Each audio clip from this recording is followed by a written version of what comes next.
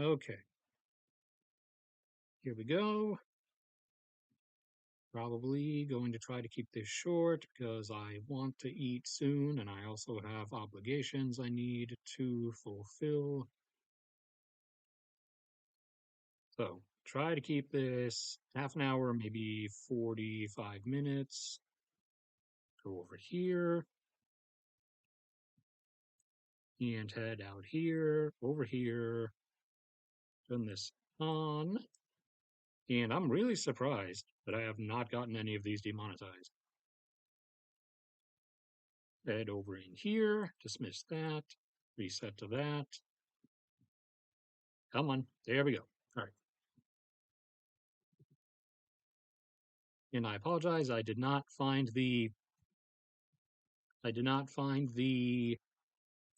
thing that more semi-professional streamers use to like actually draw MS Paint style on Google Earth and stuff. Not yet, at least.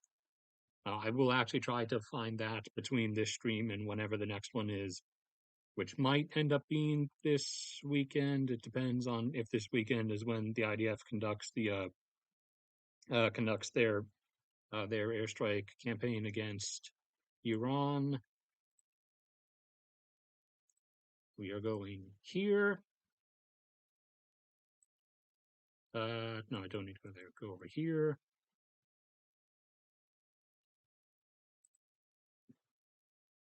That is set properly. Audio is fine. Bitrate is fine. All right. So I'm going to drink some water. Then I'm going to start off just going through some quick other stuff, and then we'll get into the main title items along with other updates and developments about continuing ongoing conflicts.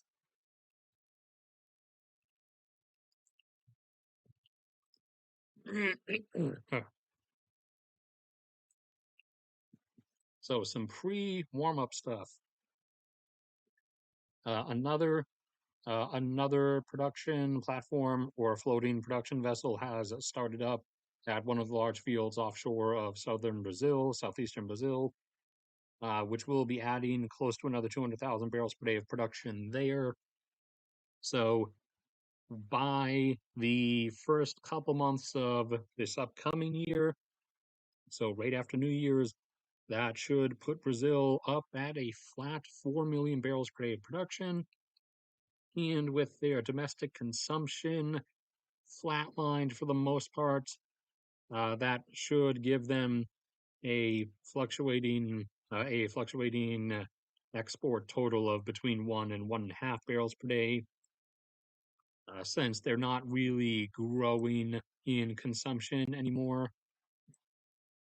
And I have a uh, video for people who don't watch the streams, but I have a video coming up very shortly discussing the basically right at the doorstep peak of U.S. oil production, which is currently fluctuating between 13.2 and 13.4, and is tipping over, hitting the level off point right into the range that I've been saying I expected for like the last number of years, which was that it would end up being probably between 13.4 and either 13.7 or 13.8.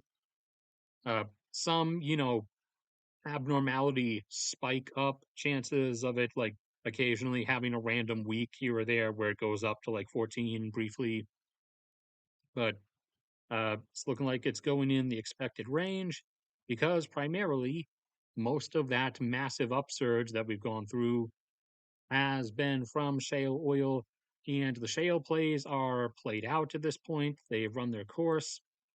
They don't have any more real area to expand new wells into, and volumetrically underground, there's not that much more they can do other than uh, stuff that is causing them to interfere with each other. Since I mentioned it earlier, let's actually get MS Paint out this time. Whoa, that is a huge image. What are we doing? Why was that big? Why is it not at the default setting? Okay, let's go here. All right, that'll work. So do this or whatever, I guess there, that works for like earth and soil or something. And yeah, sure, we'll just do white for the wells. So normally drill a shale well and it goes horizontally. So the circle you look at is, if we're looking at the quote unquote tunnel or the well bore, the borehole from, the horizontal perspective, somewhere underground, you get that, and then you blast the water out. Let's make those bigger. You blast the water out in all the different directions, and that hydraulically fractures the surrounding rock that the oil is trapped in. And so then, uh, it follows a pressure gradient and a concentration gradient. So the oil will then will start to drain out from the surrounding rocks towards the well bore or the borehole that's now available to it. And the level of attraction it feels, the degree to which it follows that gradient is based on how close to the borehole it is. So obviously, the stuff nearer around it is going to, most immediately slide into the borehole and go up the well and be produced as producible oil from that well.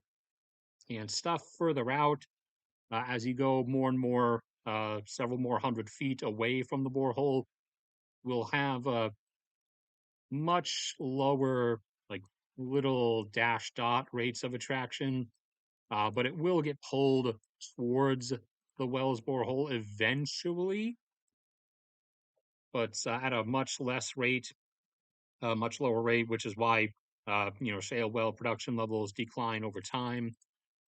How far back can we go? Is it still stuck at 16? Oh no, we can undo everything, which is why substitute for a minute here, which is why. Oh, there's the size adjuster.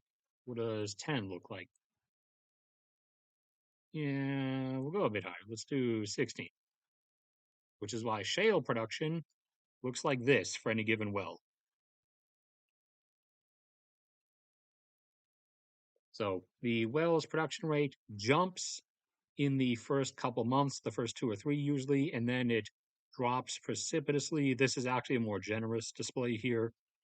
So the productivity, for example, of wells in the Permian Shale here in West Texas and eastern New Mexico, that peaked in 2022 at uh, a maximum average of about 900 barrels per day per well after the first 2 months, which would then decline down to about half that amount within 8 months. However, as of this year now, the amount is coming out more like this, and the drop is steeper. Now, as of this year, it's averaging a bit under 800 as the peak production per well, and is dropping down to half of that within 6 months instead of 8 months. So that is stacking up, and part of the reason for that, and part of the reason that's going to get even worse, is because to continue expanding, to continue making more wells so that they can maintain the production levels and continue trying to push it up, they've gotten to the point where now the wells in three-dimensional space, the horizontal boreholes, are too close to each other. So for one borehole, it would have a pull range of, yeah, say something like that.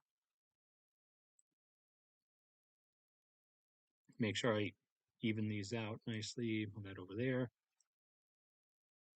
So you're starting to get to the point where their pull ranges are overlapping, and it's down to now they're usually the horizontal boreholes are within 600 feet of each other in three-dimensional space, and that is bad because you want an average spacing of around 1,600 feet to avoid interference. And so when you have their drainage areas overlapping with each other, like I showed, then the oil in there in the overlapping area starts feeling two different pulling forces in different directions. And the stuff that's closer to one borehole will feel some pull towards the one that is farther away from, and it won't stop it from moving towards the one it's closer to. However, it will slow it down because it does have some counteracting force. And the stuff that's further away from both boreholes, instead of moving towards one, feels two small draining forces from each borehole, which effectively cancel each other out and is resulting in some of the petroleum just like being stuck and not really going towards either well. So that's some of the big stacking effect stuff, which is primarily, like I said, because both on land surface area and three-dimensionally volumetrically, the shale is it's just run. There's no more real space. There's some exceptions to that, like in Bakken, where there are a few patches of deeper rock that's a lot denser and would require a lot higher a lot more energy and water, higher water pressurization, and more of the heavy components mixed into the water to properly fracture those rocks to the point where no one is touching them because they would require a minimum break even price of $75 per barrel versus 55 or $60 per barrel for most of the other shale stuff. So Permian is starting to level out, and it's around 6, which is where I thought it would end up being. Eagle Ford does actually have a bit more volumetrically in some areas that they are still going with, and it should be able to hold on to its current production levels for another couple years until like the end of 2026. Bakken is effectively about to start going any minute now, and the Permian should be able to like inch up a little bit, but it's going to hold off in this area and then it's going to start going down. So the main things that are going to still boost US production up towards its final peak in the next couple years are primarily stuff coming online in the Gulf of Mexico.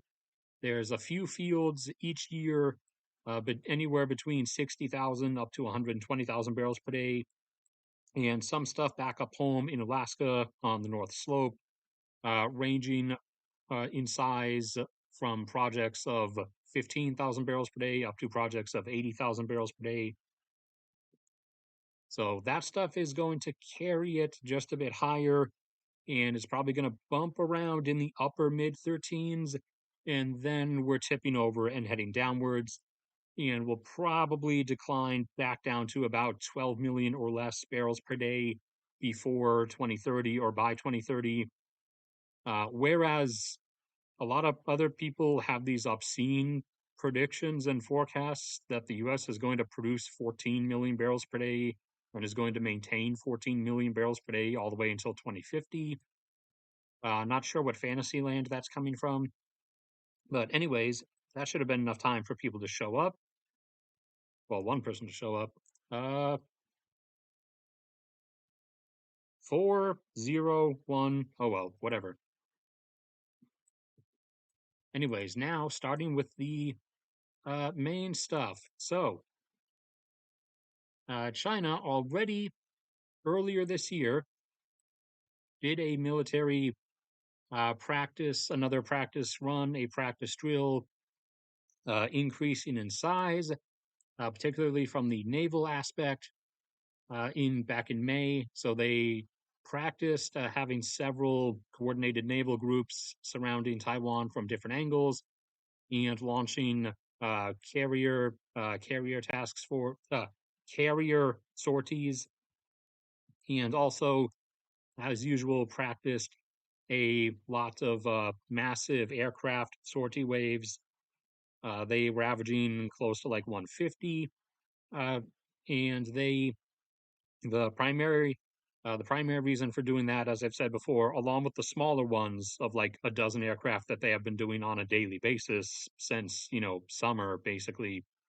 The purpose of that is to get the pilots used to routing and terrain recognition so that they'll be able to recognize different points of Taiwan for find knowing where they're at and thus where in relation to their targets they're supposed to be, because there's going to be a lot of jamming and EW stuff from both sides when everything actually starts. This time, they are doing the naval surround sound theater again, that is currently ongoing, and they are doing again massive flyby sortie practices, some of which got up nearer to 200 aircraft on some days of this. So they are running things through. And again, this is not the actual invasion because there's been no force assembly, no movement of anything, and gathering everything up, including getting all of the amphibious transports, landers, and all of the retrofitted civilian vehicle ferries and stuff that they'll be using into position from elsewhere, other naval bases in China. Getting all of that stuff and transporting everything over land into position and getting all personnel into place on the coast, that would take weeks to, as much as like 2 or 3 months. And none of that has happened this year. So that is a dead indicator that, again, this is just a practice thing. This is not the actual invasion. Next year, we move into the most likely year, or it would be the best chance if they did it next year. Their chances of success are really negligible already, but if they wait further than next year, then they drop off pretty fast. And if they don't do it in 2027 and they wait beyond that, past 2027, then their chances of succeeding at it effectively go into negative percentiles. Because by that point, we will have dumped off on Taiwan all of the insane amount of stuff that we kind of already intended to, but we sped up the delivery of over the course of the last few years, and also ramped up the amount of and type of stuff that we are going to be handing off to them. So I would expect next year to be the year, but they could still do it in 2026 or 2027. Beyond that, though, they really can't afford to do it any later than 2027. That would just be beyond the threshold of achievability. But next year is the year I would put as like the most likely, because it's the the best like combination of chances that they would have, and it would have to take place in fall, in autumn, because that's when the waters in the Taiwan Strait are the calmest. So the journey for amphibious transports and landing vehicles would be the shortest because they would be in calm waters, and it would only be like 6 or 7 hours to boat across the strait, as opposed to 10 or even 12 hours during other parts of the year when the waters are not as calm. So if they do it next year, or whatever particular year they do it, during the summer, sometime during the summer or even early summer, we would or will see the gradual or rapid sudden movement in transport in towards the uh, the ports and other shore areas across from Taiwan, all kinds of military vehicles and hardware and personnel, along with on just regular marine tracking stuff and on satellite observations, we would see the gradual positioning of combat jets to air bases just generally closer to the southeastern coast.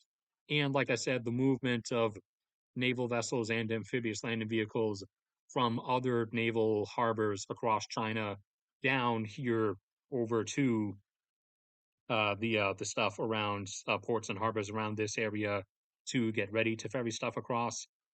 But none of that has been ongoing or happened this summer or even early this fall.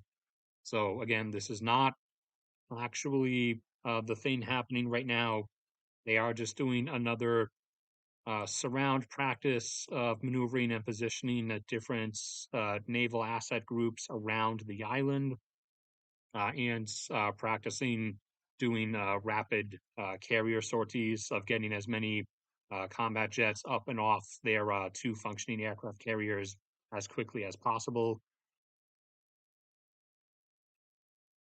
So they are undergoing another practice one at the moment.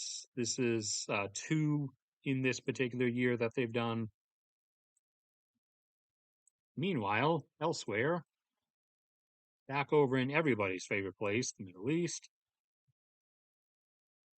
Israeli invasion of southern Lebanon continues with not much specific stuff or videos coming out of the actual ground combat. Because, again, like I said, both in northern Israel and in southern Lebanon, like along that border region, there's not really a lot of people there. So, not really the case of us getting, like a bunch of different angles of people filming stuff on their phones and then like posting it on Twitter, as opposed to the ongoing daily airstrikes on Beirut and other locations, other cities across Lebanon, where obviously millions of people do live. So those get, photos and videos constantly when those happen. However, the intensity and frequency of those has decreased during the first couple weeks of this, and or rather the week leading up to it and the first week of the invasion itself. Israel was hammering with an average of about 200 airstrikes per night in Lebanon. However, now they're down more in the uh, upper and starting to lean down towards the mid tens, or, more like 50, 60 or so a night.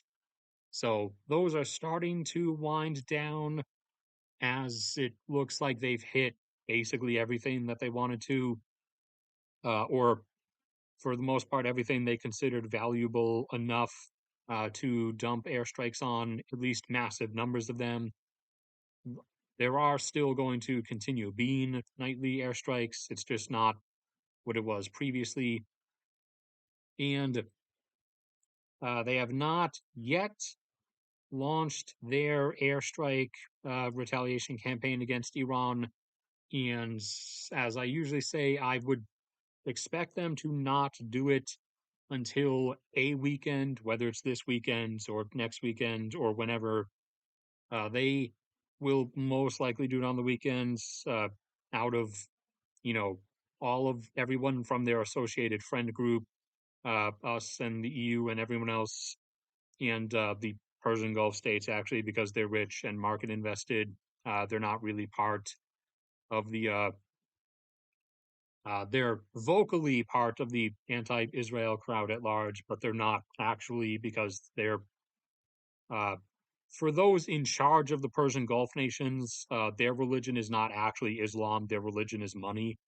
That I mean, seeing the way they live, and like, like one of the Saudi princes even has an entire A380 for himself. Like that should kind of be obvious.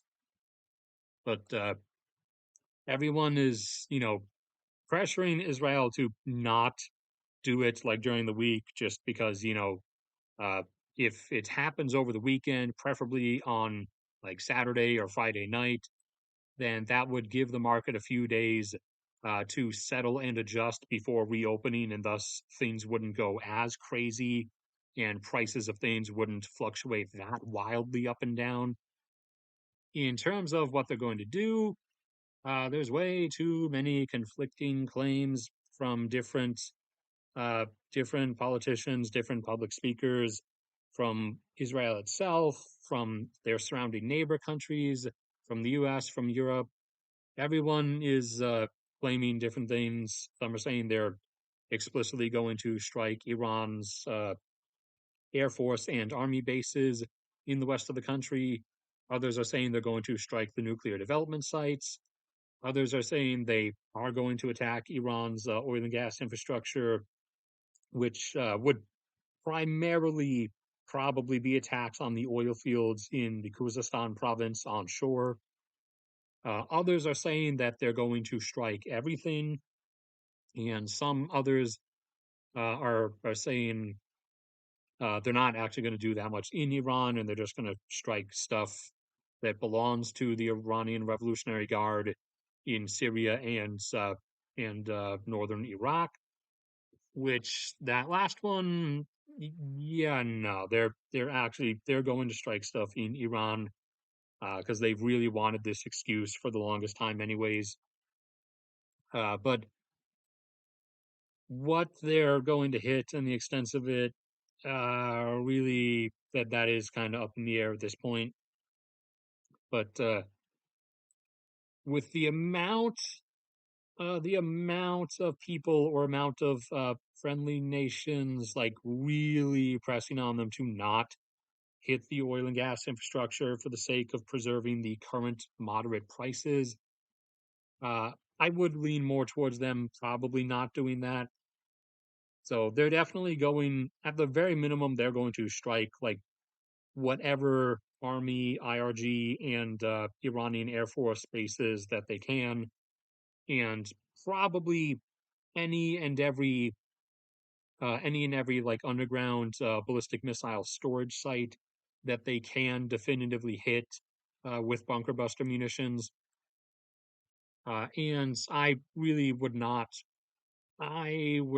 see them not striking the nuclear development sites because Iran not getting nukes is, kind of one of their biggest aims. So we are still in waiting period for that, and everyone who claims to know what they're going to do is making different claims about what they're going to do. So we're completely locked into we'll just have to wait at this point. But I'd be really surprised if they do it like during the week, because again, that would be a whole market chaos thing, which is one of the main real angles that everyone who's trying to pressure them to hold back is actually trying to pressure them to hold back for. So I would be really surprised if it's not done on a weekend, but we'll see. It's been, I think, 2 weeks. So what was the gap last time before they did those smaller retaliatory airstrikes? I think it was 3 weeks. I think they waited 3 weeks last time. So this weekend would be the point where it hits about 3 weeks. It was either 3 weeks or 4 weeks last time. I can't remember specifically. And then over here, we've had North Korea doing some crazy wacko stuff.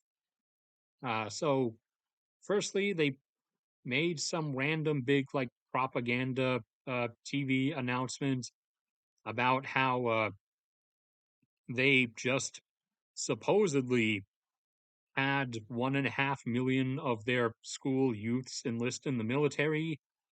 No evidence of that has been seen, and even if so, that's not really a flex.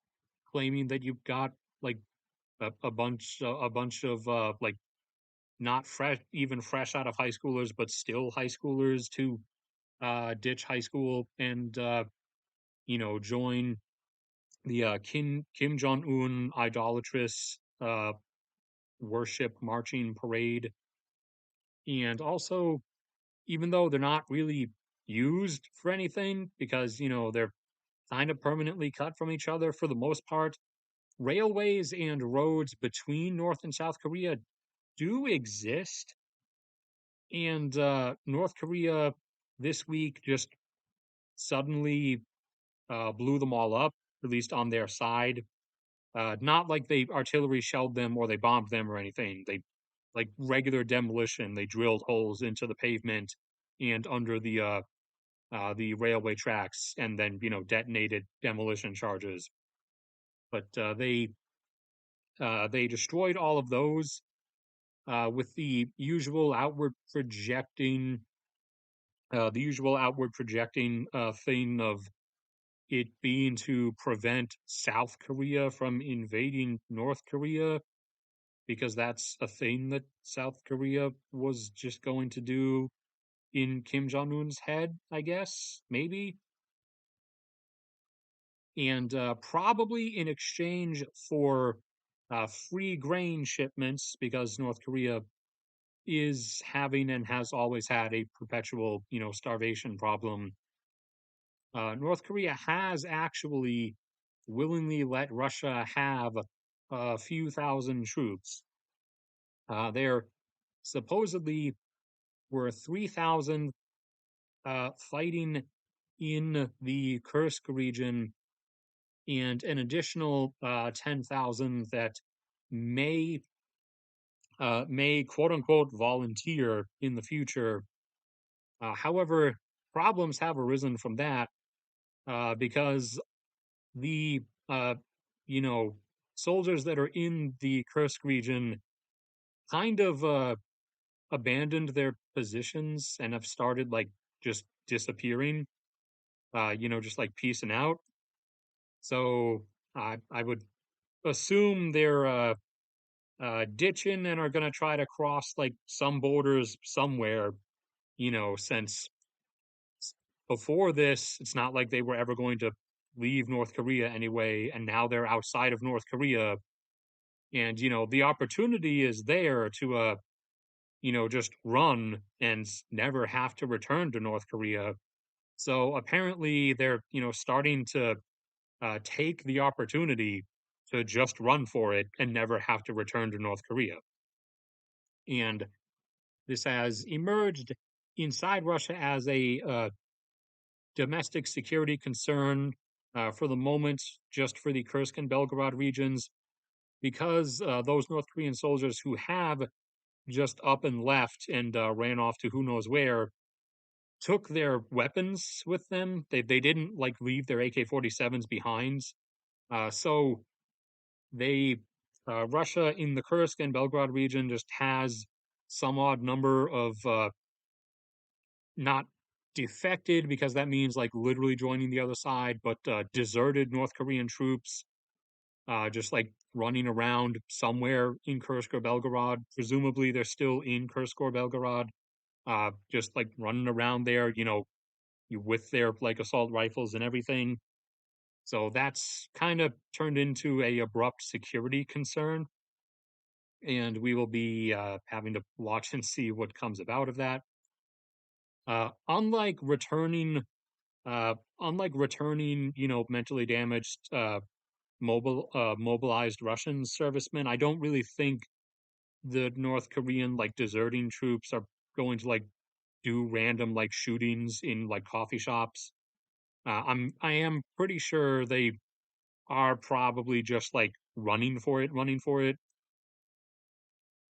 Uh, they're just most likely not in the most immediately like completely clear thinking state of mind. So dropping their gear probably wasn't the like most immediate like priority on their mind, or they might have intentionally kept their weapons in case they get pursued to like shoot whoever pursues them, because they know if they get caught and sent home, they're just going to be executed anyways. So that is also a thing that's happening. Anybody?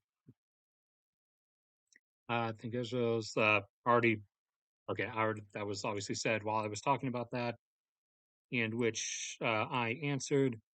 Uh, Iran supposedly, if Israel, when Israel does this, is going to launch another multi-hundred ballistic missile attack wave. However, uh, that makes a grand total of, we're at what, 8 threats, and they've only backed up 2 threats out of 8 that they've made over the last year since all this started happening. So I wouldn't really say either side of the coin toss as to whether they'll actually do it. Uh, the one thing I know they won't do is their supposed threat of because it would obviously the higher prices caused by doing such would only help them and would harm the world at large more. They have claimed that if Israel does go through with it, they're also going to that Iran's claimed they're also going to attack the UAE, Qatar, Saudi Arabia, and Kuwait, which no, they're not. There's no way they will have lost that much of their self-preservation mechanism since they've been demonstrating the Iranian regime has been demonstrating too much of a semi-functioning self-preservation mechanism so far. Because if they actually did some random massive cruise missile or Shahed drone attack on like oil and gas stuff around the other Persian Gulf nations, that would A, turn them against them, and B, obviously would turn the US, France, and the UK at the very least against them, since we're the ones that are primarily in the Gulf. So there's no way they're that suicidal. But whether they launch another ballistic missile wave at Israel in response to this, I don't know, toss a coin 50-50. If they do, the IDF will then immediately launch another like massive airstrike campaign of likely the same size of whatever this is going to end up being. The whatever size this ends up being, again, we'll still have to see for that. But most likely coming on a weekend of some variety. This weekend's would mark the uh, would be 3 weeks since Iran did the ballistic missile attack. And like I said, either 3 or 4 weeks was the gap last time back in the spring between Iran's first one and when the IDF struck back because of that. So uh, probably a decent chance of it occurring this weekend or next weekend because those are the third and fourth weeks or weekends since it happened. And that was about roughly the delay between the two striking each other last time.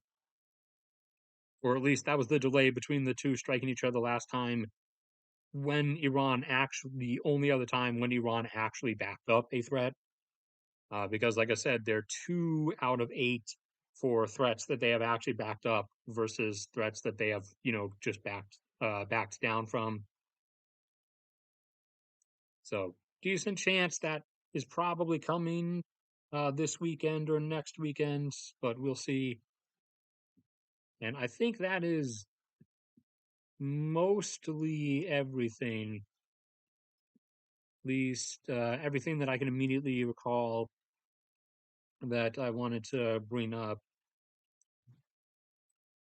Uh, U.S. peak oil production or imminent peak oil production, that will be its own video soon, along with the regular OPEC oil production levels and the monthly oil demand update levels, of which I will also probably start doing an additional separate video of the breakdown, since I can get the monthly data now, the breakdown of monthly demand levels by actual product as well.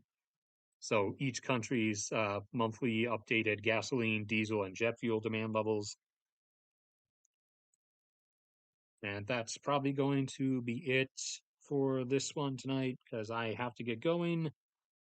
And I have, well, I have obligations I have to attend to, and I also kind of want to make some food because I want to eat. Since I walked around for like 2 hours picking up garbage, and this time doing my favorite activity that, I can only find trapped down here in the U.S. South, which is barehanding broken glass, because the place is full of rednecks that not only love to throw their beer bottles on the side of the road or into the woods, but they also sometimes like to just smash their beer bottles down on the ground. leaving, hundreds of busted beer bottle glass shards all over the place. And, no one else is coming to get those, so it's up to me.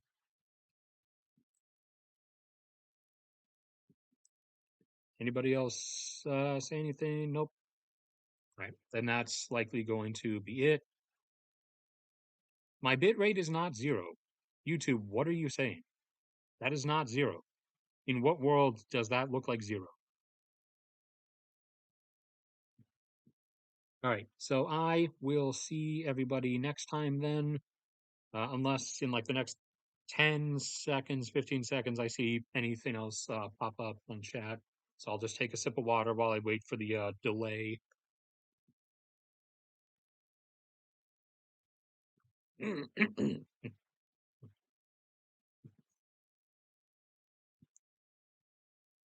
3 consonants in a row. A Slavic sounding name with 3 consonants in a row, that has to be Polish. Polska, uh, World War III, that depends. That depends on whether enough stuff of enough intensity ends up uh, concurrently happening at the same time as each other.